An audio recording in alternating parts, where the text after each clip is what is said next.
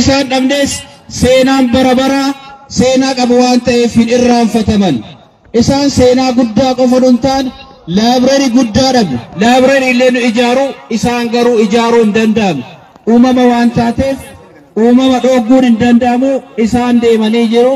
Kanaaf laabireerii guddaa jechoota guddaa hayyuu guddaa beekaa guddaa abbaa nagaa abbaa sabaaf sablammoota illee wal qixxeessee jiraatu nama akkanaa nama kabajaa dhabne waan ta'eef gadda guddaatu nutti dhaga'ama.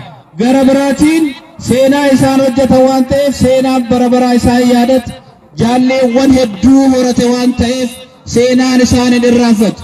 Kanaaf akka waliigalaatti akka bulchiinsa magaalaa keenyaatti faawundeeshinii isaaniif ta'u dacheen kan isaan irraa deeman ta'e waan ta'eef mari'annee yeroo gabaabaa keessatti faawundeeshinii maqaa isaaniitiin waamamu ijaarus lafa kennus gahee keenya kan baanu ta'uu isaa Allahu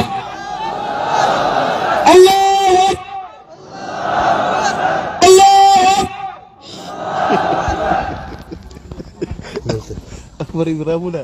Kanaaf Rabbi isaanii araaramu firoottan isaatiif maatii isaanii hundaaf Rabbi araaramu isaanis nama jeennataa Rabbi haa godhu galatooma.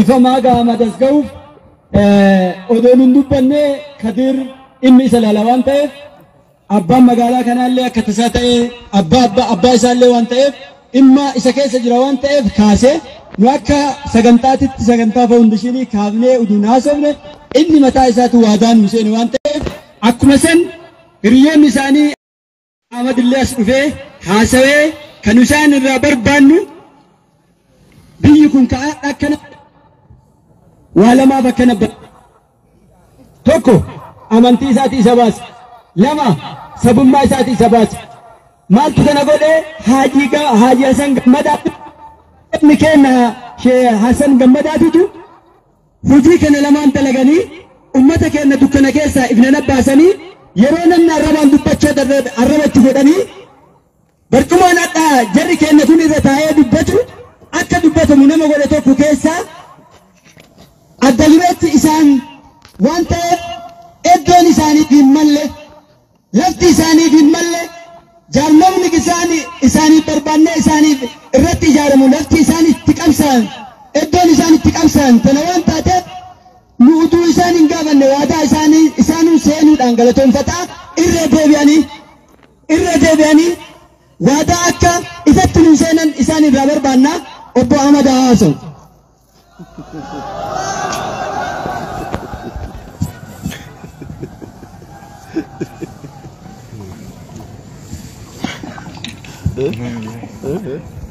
Guyyaa har'aa waa bal'aa dubbachuunis nama dhibaa nama guddaa nama goota nama hayyuu akka Arsiitti dhabnee jirra.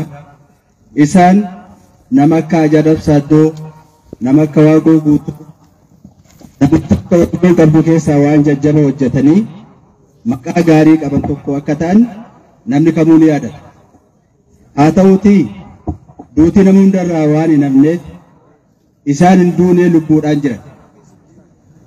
Nu hundumtuuyyuu dachee kanarraa dabruu dandeenya. Guyyaa har'aa uummanni godina Arsii Lixaatii fi godina adda addaa irraa dhufan nama seenaa qabu nama waan gaarii hojjete akka inni lubbuudhaan jirutti uummanni bakka jiru hundaa dhufee qabrii isaanii irratti argamuudhaan wanni uummanni Oromoo godhe waan guddaadha. Ani waa'ee Oromoo waa bal'aallee kaasuu dandeenya. Haa ta'uutii uumama isaanii irratti yoo xiyyeeffanne yeroo baay'ee keenya uummanni Oromoo yoo qabsaa'u barreewwan darbe keessatti namni muraasni nama amantaadhaaf qabsaa'e itti fakkaata.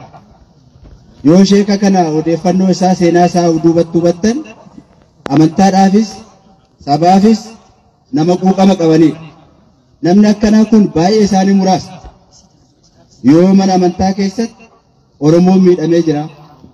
Oromoon mirga isaa malluun arganne gabrummaa keessa jirra.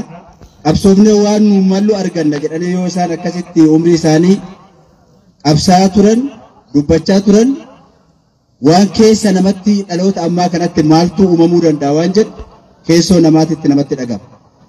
baay'een keenya nama akka isaanii kana ta'uudhaaf seenaa hojjechuudhaaf nama seenaa ta'uudhaaf dhaloonni kunis dhaloota seenaa hojjetu ta'utu nurra jira.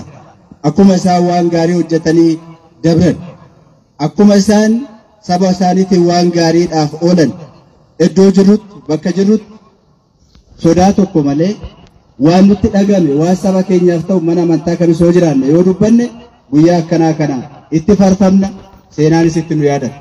Wanni dhabbaa keenya irraa barre kanaa jechuudha. Kanaaf wanti Arsii godina Arsii kana keessaa ta'u akka Arsii Sikkoo Mandootti hayyuu hedduu qabna.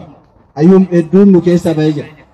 Hayyuun keenya iddoo baay'ee isaatti nama sarfachiisan beekumsas qaban diinagdees galchan saba keenyas ka'uu dhabe saddaan galchan hayyummaa qaban qabeenya qaban beekumsa qaroomina ammayyaa qaban amma yeroo baay'ee isaa wanta jenereeshinii yookaan dhaloonni amma har'a goonu kana abbootiin keenya kalee godhaa turan.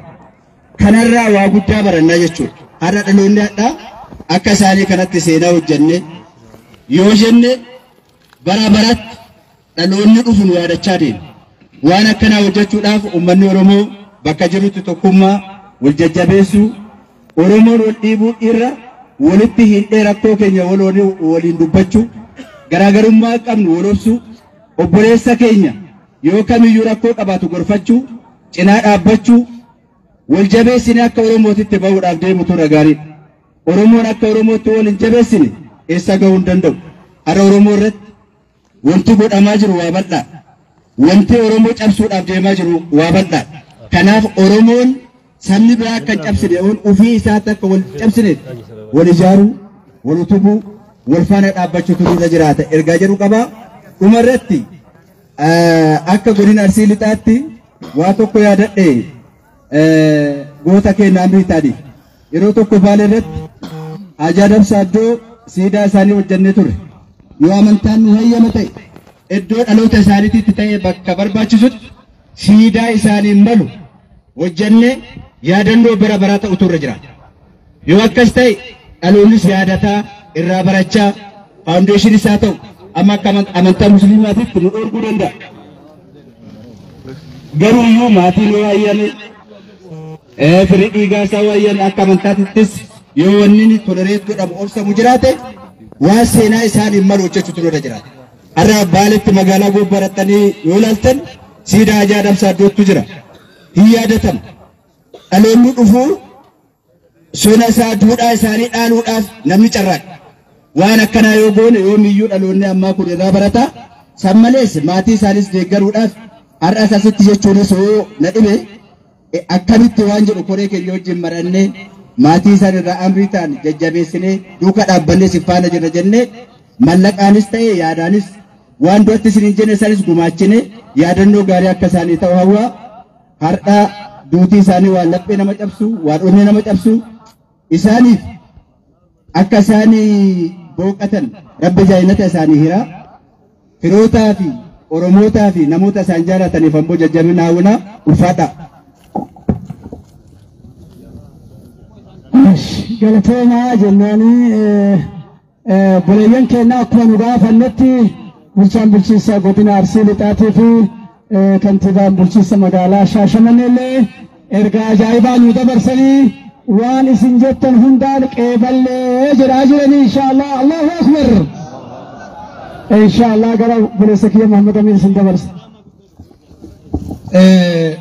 Wanni anamma dubbadhu waan biraa osoo hin ta'in waan bulchaan bulchiinsa godina Arsii lixaatii fi kantiibaan bulchiinsa magaalaa Shaashamannee dubbatan irratti waa tokko jechuu barbaadu. Inni jalqaba ka obbo Ahmad jedhan bulchaan bulchiinsa godina Arsii lixaa siidaan barbaachisaa siidaan haaja saniin barbaachisu yuunivarsiitii biyya kana keessatti akka addunyaatti beekamutti siidaan isaanii yuunivarsiitiidha. Akka saba kanaatitti akka Sikkoo Mandootitti yoo nu siidaan laallu jiraate shari'aan keenya waan nu dhorkuufi waan kana waan tunnu himanii daawaa qabannee jirru amma wanni kun siidaan hin ta'amuun ta'uu gaafannee fatwaa wanni deemu hin jiru siidaan haaja san gammadaa godina Arsii Lixaa keessatti jalqaba magaalaa gudditti Shaashamannee keessatti yuunivarsiitiin guddaan dhaabbatee arguudha takbiira. Allahu Akbar. Wanni yuunivarsiitiin ittiin dhaabatu mallaqa. Mallaqa immoo mootummaan siidaayyuu dhaabuu barbaadani mallaqa akka mootummaatiin murteessaa waan murteessitan san miidiyaadhaan ibsa nu godhaa galii nu taasisa. Allahu Akbar.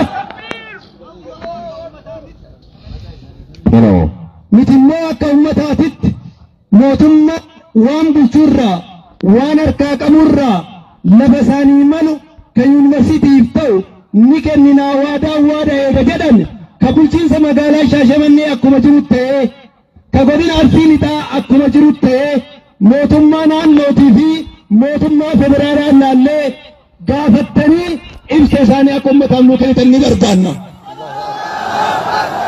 Haala san gammadaa goota Arsii Lixaa qofaa miti ka sikkooman doo qofaati miti ka godina Arsii Lixaatii miti ka Oromoo qofaa miti ka guutuu biyyaa waan ta'eef akka guutuu biyyaatitti muummicha ministeeraa irraa jalqabee barbaanna malee magaalaa Finfinnee keessatti bulchiinsa magaalaa Finfinnee irraa barbaanna malee ganda keessa galchinee Shaashamannee qofarraa akka hin barbaanne mootummaadhaaf nuun ga'a. Allahu Akbar. Erga kana jedhe irraa bu'a warri mootummaa lafan kenna jedhe ni ijaarama jedhe ummanni immoo mallaqa waan kana barbaachisu yoo rabbi jedhe har'uma guutee biraa deema.